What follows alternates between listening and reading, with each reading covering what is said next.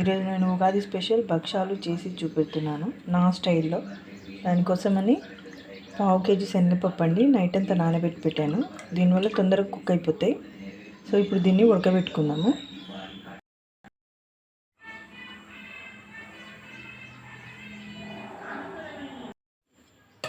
చూడండి, పప్పు ఉడకబెట్టాము కదా, ఇది ఉడికిపోయింది. చూడండి, ఇవి నీళ్ళన్నీ వంపేసుకుందాం. ఇప్పుడు 1/2 kg పప్పుకి 1/2 kg బెల్లం అండి, ఈక్వల్ క్వాంటిటీ సరిపోతుంది.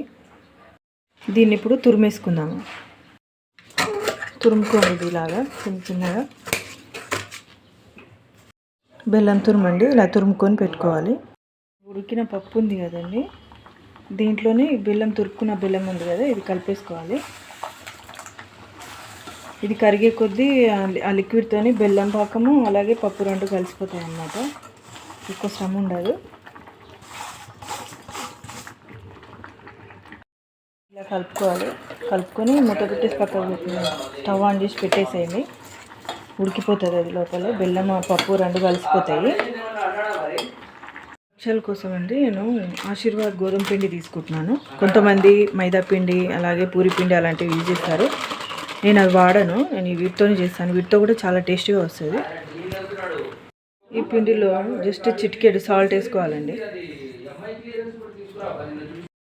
నీళ్ళు పోసి కొంచెం మెత్తగా పిసుక్కోవాలి. ఇది నార్మల్ చపాతీ పిండిలాగా కాకుండా కొంచెం మెత్తగానే పిసుక్కోవాలి పిండి.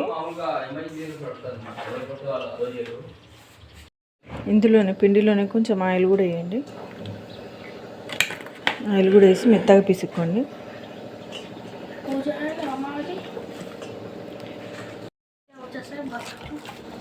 ఆయిల్ వేసి మెత్తగా పిసుక్కోవాలి. ఇలా నార్మల్ పిసికి పక్కకు పెట్టేసుకోండి కొద్దిసేపు. చూడండి, బెల్లం అంతా మెల్ట్ అయిపోయింది, జ్యూసీ అయిపోయిందో.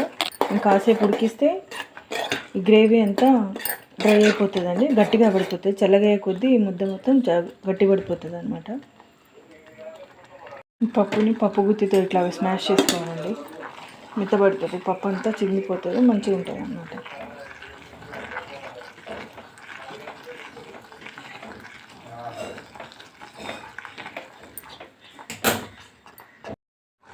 చూడండి, పప్పు గుత్తితో మెదిగాం కదా, పప్పు కూడా మెత్తగా అయిపోయింది.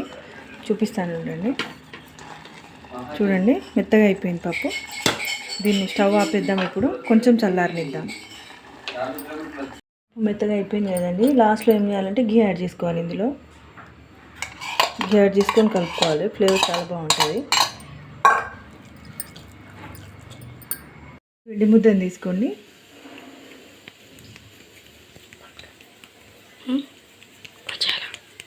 పిండి ముద్దను చేసుకొని ఇలా తయారు చేసుకొని ఇందులో పూర్ణం నింపాలండి.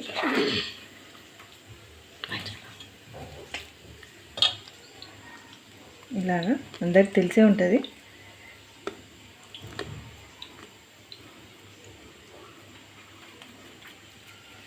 మిగిలిన పిండి ఉంటుంది కదా పైన, దీన్ని తీసేయండి. ఇలాంటి కవర్ ఒకటి తీసుకొని దానిపైన ఆయిల్ అప్లై చేసి పిండి ముద్ద ఉంది కదా, దాన్ని ఇలాగా దీన్ని ఇలా పైన పెట్టి ఇట్లాగా తిప్పుకోవడమే.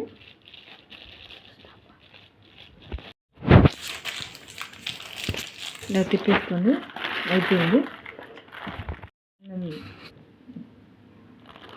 బొబ్బట్లు వేసుకున్నాం కదా, దీన్ని ఇలాగ తీసుకొని తవ పైన వేసేయడమే, అంతే అండి.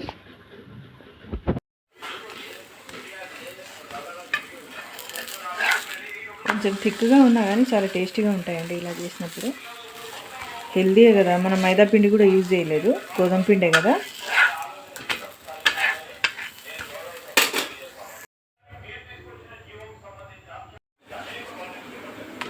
చూడండి, భక్షాలు గోల్డెన్ కలర్లో భలే ఉన్నాయి కదా.